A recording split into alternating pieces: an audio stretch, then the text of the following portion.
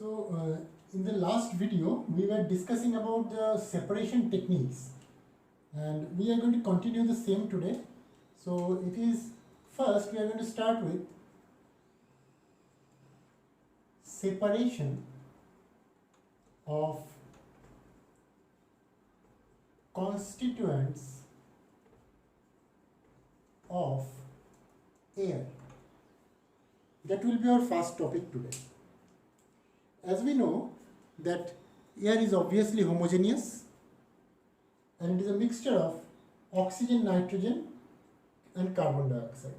So air, we can roughly say that it is a mixture of oxygen, nitrogen and carbon dioxide, and obviously little bit of water vapor also is present. How to separate? So these gases are basically separated by two things, is the liquefaction and fractional distillation. So the techniques are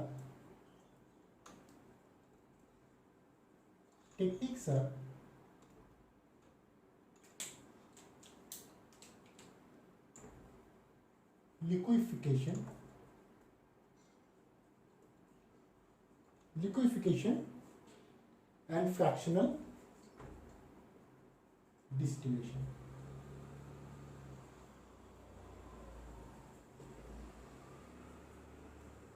Regarding this fractional distillation, I will give you a separate video. Already you have seen the distillation process in the previous video. Fractional distillation is a comparatively complicated, but I will give a separate video for that just in the next class. So first let us see, and at the time of live interaction also I will talk about it. So let us see how it is done. First we take the constituent, which is air. Now it is first compressed.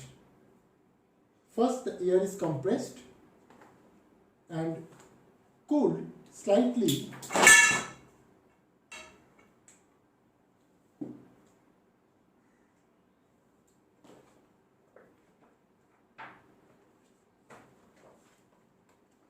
First the air is compressed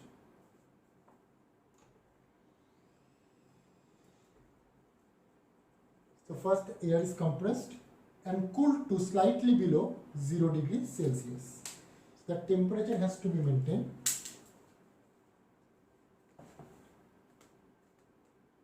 So it is cooled to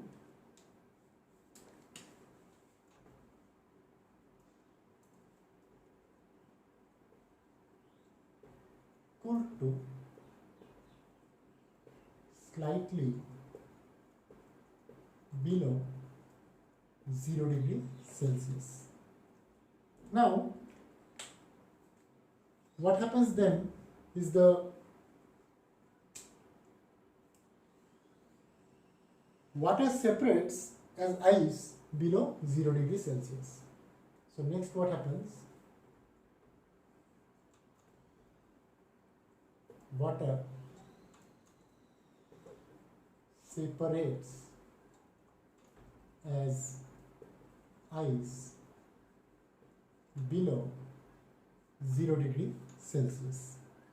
Now it is further compressed and cooled below minus 78.5 degrees Celsius. Now it is further compressed and cooled below minus 78.5 degrees Celsius.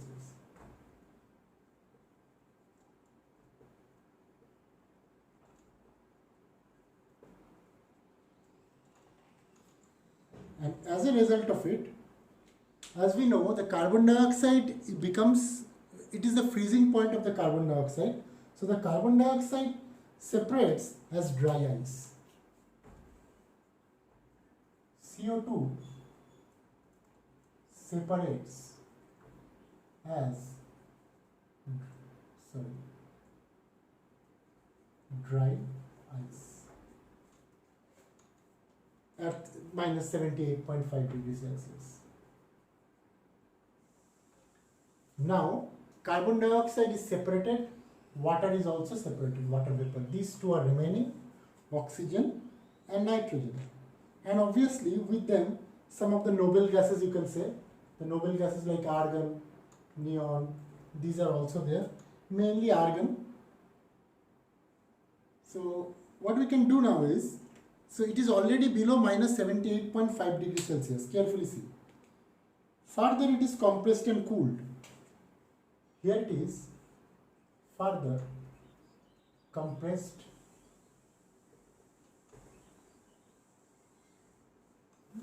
and cooled. But this time the temperature will be far below. Cooled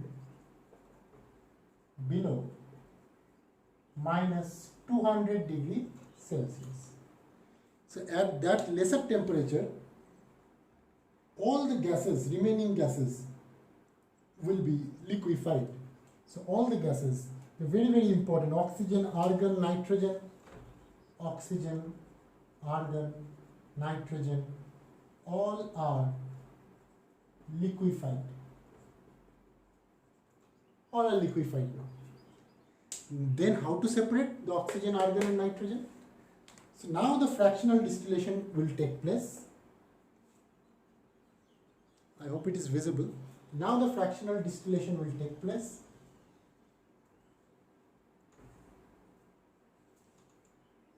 Or rather, should be writing like this.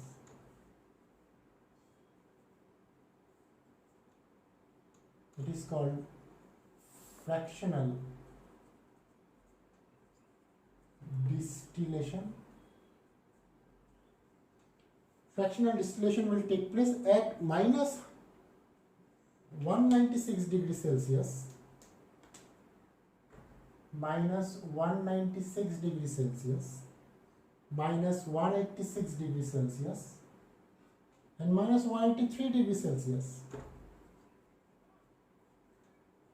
At different temperature, what happens is first nitrogen is separated at minus 196.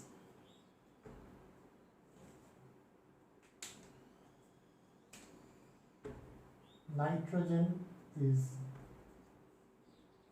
separated. Minus 186, argon is separated. And minus 183, oxygen is separated.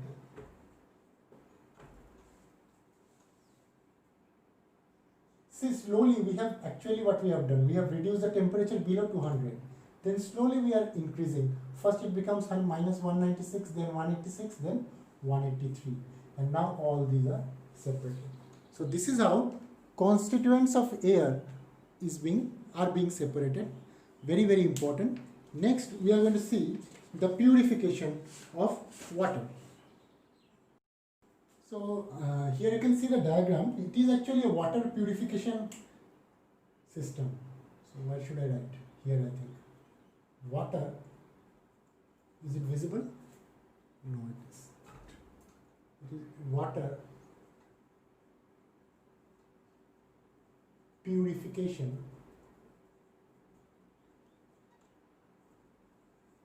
system. Okay.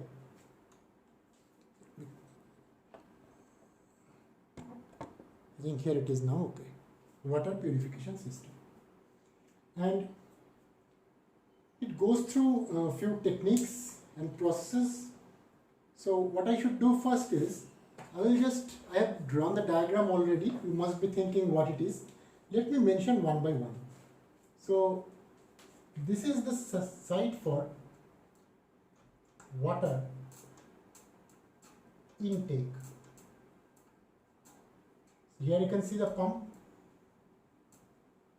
Wheel is there actually to open the pump.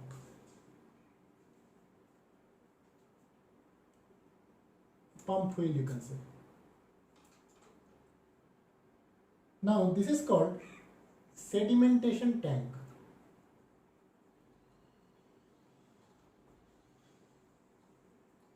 Sedimentation tank. In this, alum is added. We are going to talk about that later on, okay? Just wait. Here,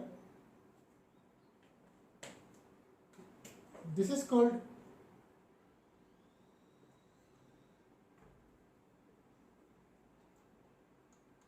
aeration tank, and here I've just missed one thing. Here chlorine is added. Chlorine is added. I know it is little bit smaller, but I just zoom it out and I hope you can understand here. And this is called the storage tank.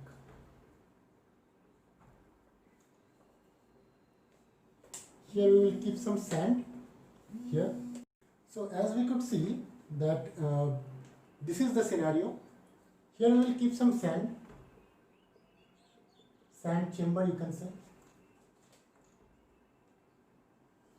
Now it goes through following processes. The steps are, first is sedimentation,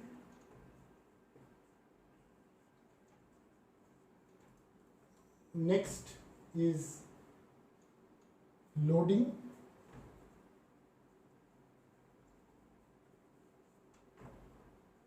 third is filtration,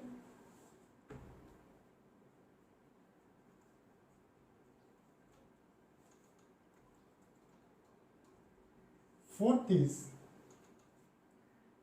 aeration,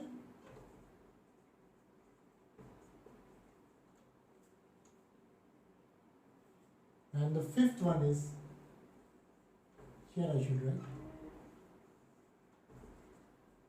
chlorination.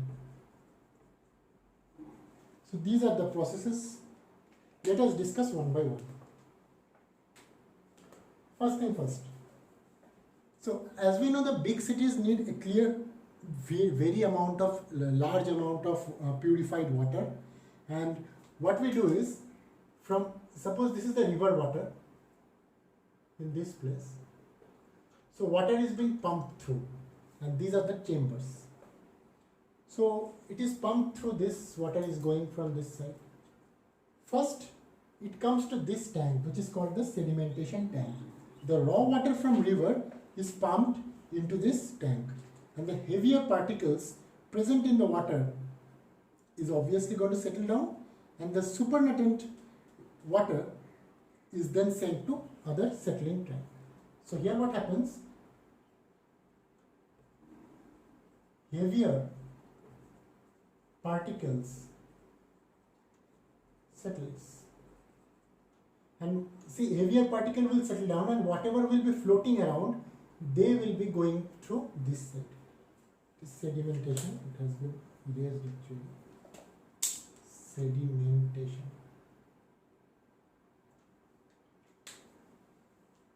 Next is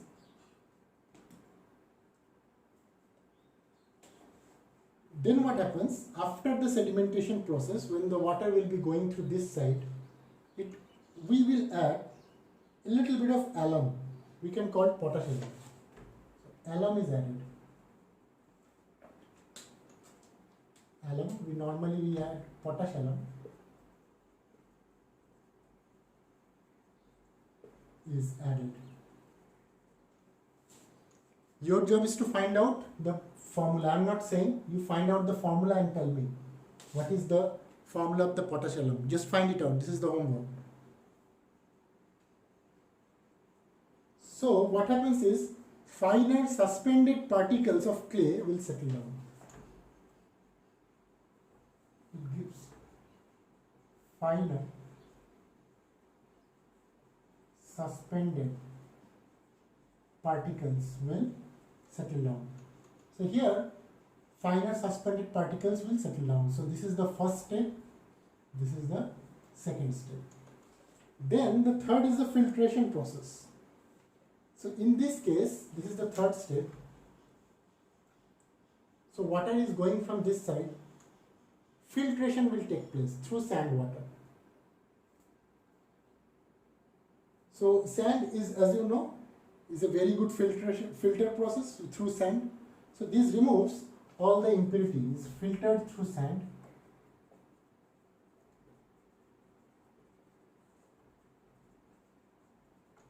And impurities are removed. Impurities are removed. Then what happens? The filtered water is added with air. It is aerated. Air is added. It will kill the germs.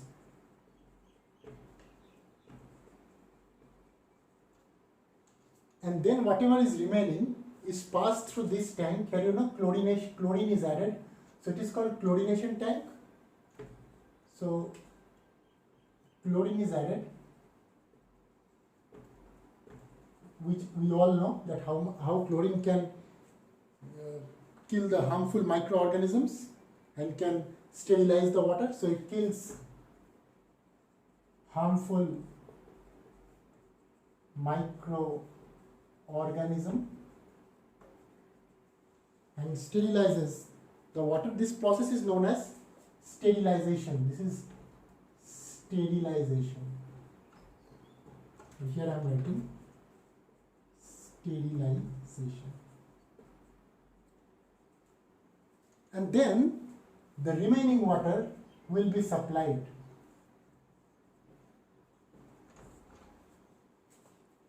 So this is the whole story. These are the 5 steps.